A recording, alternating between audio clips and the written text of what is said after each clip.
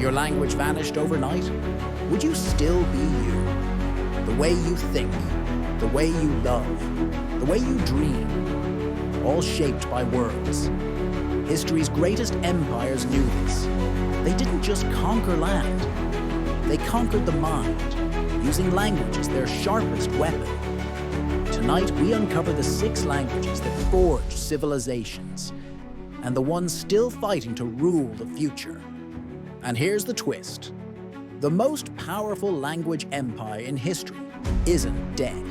It's just beginning. 500 BCE. Rome is just another Italian hill town. But Rome had something most city-states didn't: Latin. Latin was tight, disciplined, perfect for military commands and legal codes. A single order could move 10,000 soldiers in perfect formation. Every road Rome built, every province it claimed, carried Latin with it. If you wanted power, you spoke it. In a muddy fort in Britain, archaeologists found a wooden tablet, a Roman soldier's birthday invitation, written in perfect Latin. 1,900 years ago, Rome fell in 476 CE. But Latin didn't.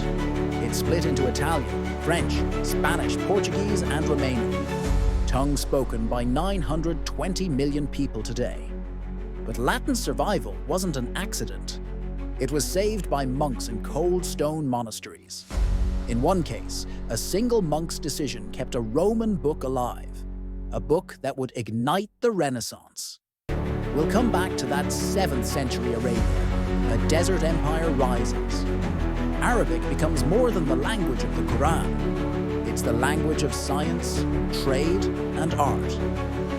Between 750 and 1258 CE, Baghdad's House of Wisdom became the world's greatest library. Greek philosophy, Indian mathematics, Persian medicine, all translated into Arabic.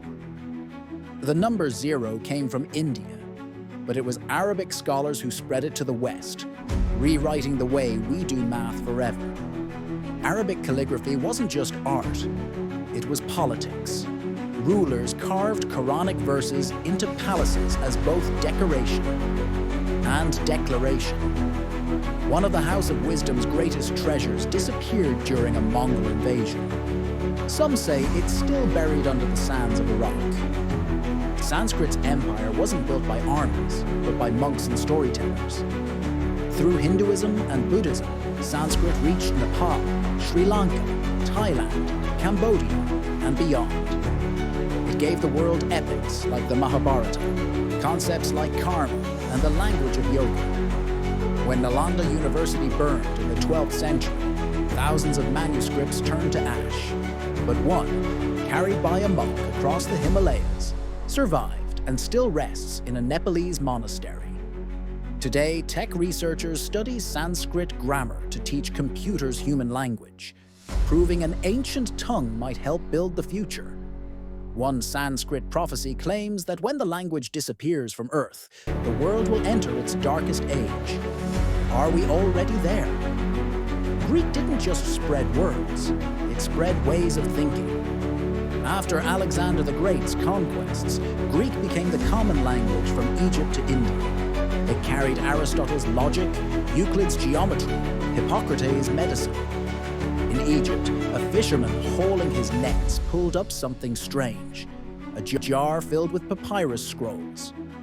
Inside were plays by Menander, unseen for nearly 2,000 years.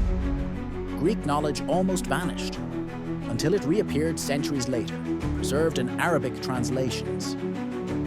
One lost Greek text, believed destroyed, may still exist in a monastery on Mount Athos. Few have been allowed to search. The Mongols built the largest land empire in history, but they needed a common tongue. They chose Persian. Persian became the language of diplomacy from Turkey to India. The words that made treaties, poetry, and trade possible.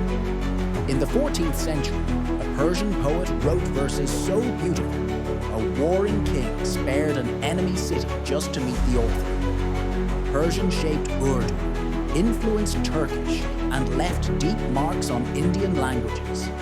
its phrases still echo in Bollywood films. A Persian map from the 1200s predicted borders that exist today. Was it luck? Or political engineering? Today, English is the language of business, science, and the internet. But no language stays on top forever. Mandarin, Spanish, Hindi, any could rise. Or maybe AI will end language barriers completely. Imagine waking up in 2100. You speak to anyone, anywhere, in your own tongue, and they hear it in theirs. No translators, no misunderstandings, no need for a world language at all. Empires rise and fall, but words outlive them. The question is, when the year 2500 arrives, whose words will you still hear?